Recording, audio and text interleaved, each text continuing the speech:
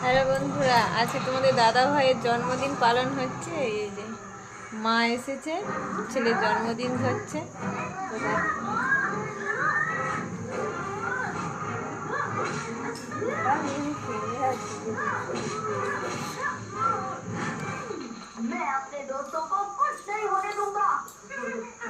গরিবের জন্মদিন হচ্ছে। आज तक इस अद्भुत दुनिया में ऐसा कोई भी नहीं आया जिसने अपने लिए कुछ न मांगा हो। इतना सच्चा और निस्वार्थी कान्हा का सच्चा दोस्त हो सकता है। जन्मदिन तुम ही वो सच्चे वीर हो আমাদের এই जिसे ছবি कान्हा আশীর্বাদ भूल করলাম। सकता है। তোমরা সবাই चलूंगी আশীর্বাদ तुम्हारे করো। साथ। তোমরা সবাই দাদা ভাইকে হুইস করো জন্মদিনের। তোমাদের দাদা ভাই জন্মদিন মা বলে দিচ্ছে, ঠিক আছে?